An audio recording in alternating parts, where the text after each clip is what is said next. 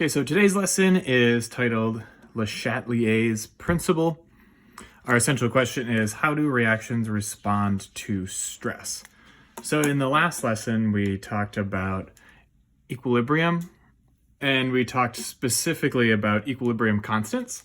So when we're talking about Le Chatelier's principle, all of this is going to start in the context of a reaction that is at equilibrium. So remember that equilibrium, what it means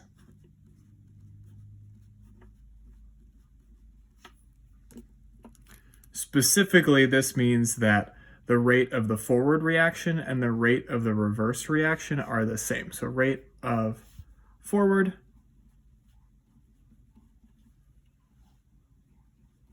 and rate of reverse reactions are the same. And one consequence of this that we've talked about earlier, the way you know that a system is at equilibrium is that you see no visible changes.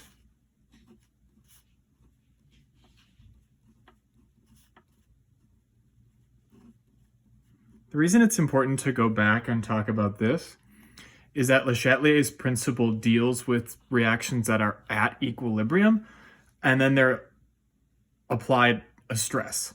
So stresses are put on your system that is at equilibrium, and the system's going to respond to try to remove that stress to get back to equilibrium.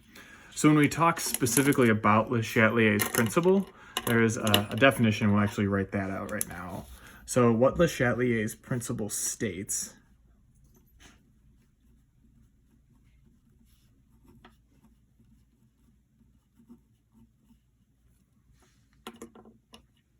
So Le Chatelier's principle states if a stress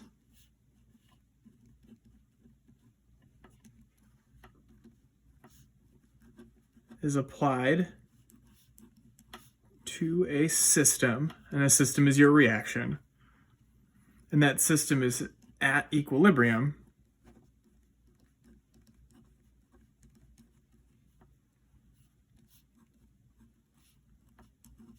the system will respond, or the system will, we'll say, readjust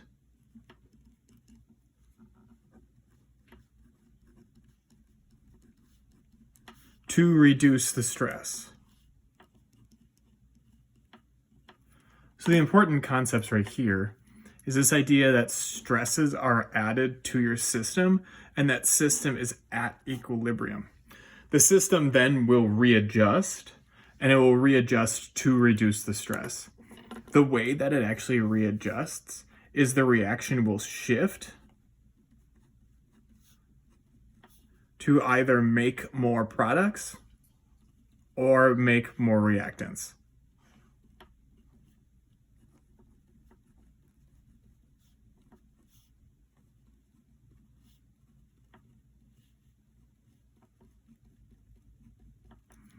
So your system that's at equilibrium, which means that the rates of the forward and reverse are the same, so the concentrations are stable. You apply a stress to that. The stress is usually going to be, in the case for us, since we're doing concentrations, we'll be adding concentration of something or removing concentration of something, so lowering it. The system, which is at equilibrium, so nothing's changing, will then shift either to the products or to the reactants to readjust and reduce that stress. So there are a couple terms that are really important to know. We kind of just highlighted some of them, but there's terms and symbols that are important for Le Chatelier's principle. So the first one is stress. And what the stress is, this is going to be what is added or subtracted. We'll say added or removed from the system. So that stress could be you add concentration of one of your reactants, so you add concentration of one of your products. You could also change the temperature. So you could increase the temperature or you could decrease the temperature. Those would all be examples of stresses. And the way that we show this, the symbols we use, so the symbol for a stress is we're going to use a big arrow, so a big blocky arrow. It's either going to be an increase in something or it will be a decrease. So the stresses are always going to be blocky arrows. So use big arrows for stresses, and that will kind of differentiate it from what we're going to refer to as our responses. So the stresses get the big arrow, it's what's added or removed, and then the next thing is the response.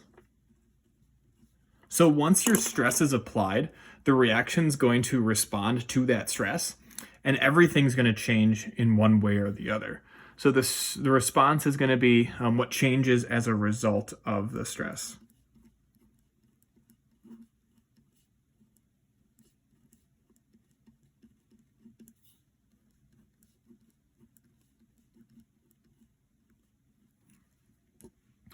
And the symbols we're going to use for this, we're going to use little arrows. So we're not going to use blocky arrows. So it'd be either increasing or decreasing, or when we talk about a reaction shifting to the products or the reactants, we're going to use arrows that point in either direction. So the responses will always be little arrows, and these are your 4 options.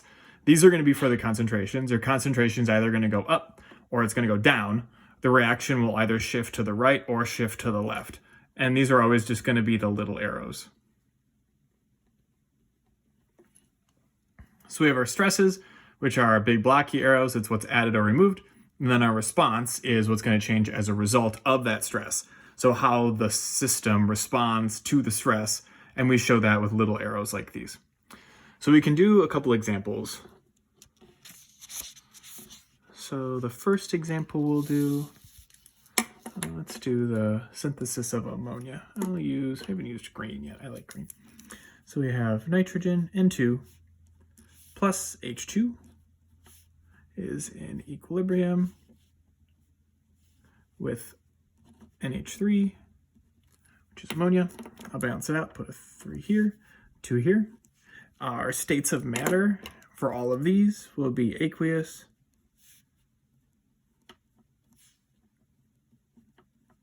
states of matter will come into play more in, like, if you take AP chemistry. So here's our reaction. Nitrogen plus hydrogen makes ammonia. So I'm going to write out the change on this left side. So this is actually going to be what's going to occur. So what's going to happen? So let's say the first thing that we do is we add NH3. So ammonia is added to our system. Our system is currently at equilibrium. This addition of NH3 is going to screw the system up, and it's going to have to respond to it. So we'll make the orange one. We'll do orange and black. Go Beavs. Adding the ammonia, our stress, obviously, is going to be an increasing amount of NH3. So we draw a big blocky arrow underneath the NH3. So that's showing that this right here, this is our stress. So big blocky arrow, we know it's going to go up because we added an H3. So then we need to figure out how is this system going to respond to the addition of this NH3. So what's going to happen? You can kind of think of it as like a balancing act. So we're increasing the amount of NH3. So there's more NH3 than this system wants. The system needs to now respond to get rid of this extra NH3. The way it's going to do that is it's going to shift the reaction to the left. So it's going to shift away from that stress. Since there's an extra amount of this, the way we get rid of it is by reacting it away and making hydrogen and nitrogen. So we increase the amount of hydrogen and we increase the amount of nitrogen. By doing that, you in turn remove this stress that was added to the system. I know it's kind of weird that all the arrows are up, but that's okay. One way that some students sometimes think about it, if you think about this double arrow kind of being like your fulcrum for your kind of balance, you push this side up. So then the way it has to balance out is it has to roll downhill and you have to lift up this side. So you lift up the stress the direction of the shift is going to be the direction that things will roll. So it'll roll downhill, it'll roll to the left. And the way in which we're going to balance the pen out again is we have to lift up this side right here. So we lift up that side to balance those out. So then other things we can do, let's say we now remove something. So let's make our stress something where we're actually taking it away. Let's remove nitrogen. So our stress in this case is going to be a down arrow. It's going to be a big blocky down arrow because we're removing the nitrogen. So underneath where it's nitrogen, we're going to draw the stress right there. And you can think of these as, you could add that and then add this right afterwards. It doesn't matter. The system is always going to return to its equilibrium point. So the way that it's going to respond now, if we still think of it as like our little balancing act, we just lost some of this nitrogen. The system's going to respond to make up for the lost nitrogen. The only way we can respond to the lost nitrogen is by making more of it. The way we make more of it is by shifting to the left. If the reaction shifts to the left, we make more hydrogen and we use up the ammonia. Again, we can use the pen as a little example. So our stress is lowering this side right here. The reaction then shifts to the left, and the way that we would balance this out is by lowering the ammonia on this side and increasing the hydrogen on this side. Let's do one more. And we can do another one, that's fine. Let's say we add oxygen. So let's add something that's completely unrelated to this reaction. So adding oxygen, if we look here, oxygen's not one of our reactants and it's not one of our products. So the addition of oxygen actually doesn't do anything.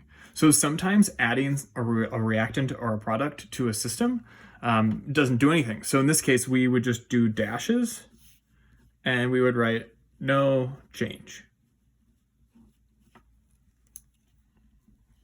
Let's do one more that actually involves something different. Let's say we add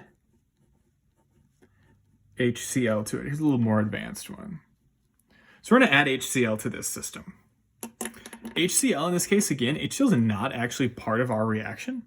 HCl is not a product, it's not a reactant, but what we know about HCl at this point is we know that HCl is an acid.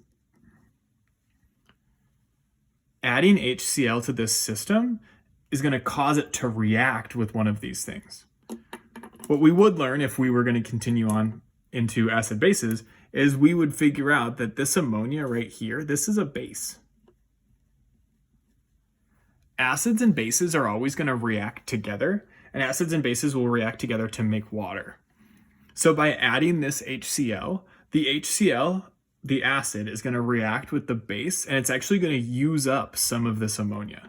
So our stress in this case is going to be a decreasing amount of ammonia. And the reason for it is that the NH3 reacts with the HCl.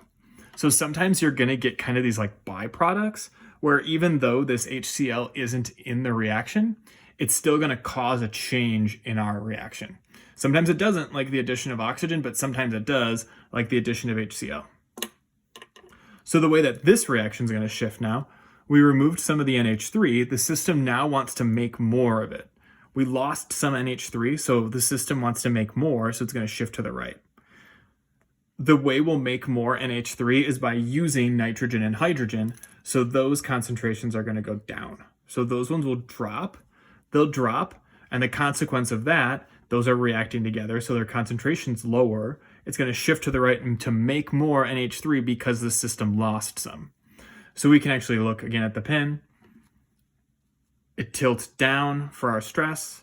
It'll roll downhill, so it's pointing to the right. The way we would balance it out is by lowering the N2 and lowering the H2. So that's the Chatelier's principle. There's a practice sheet posted on the Google Drive account, and the answer key is posted as well. So hopefully this helps. If you guys have questions, don't be afraid to ask.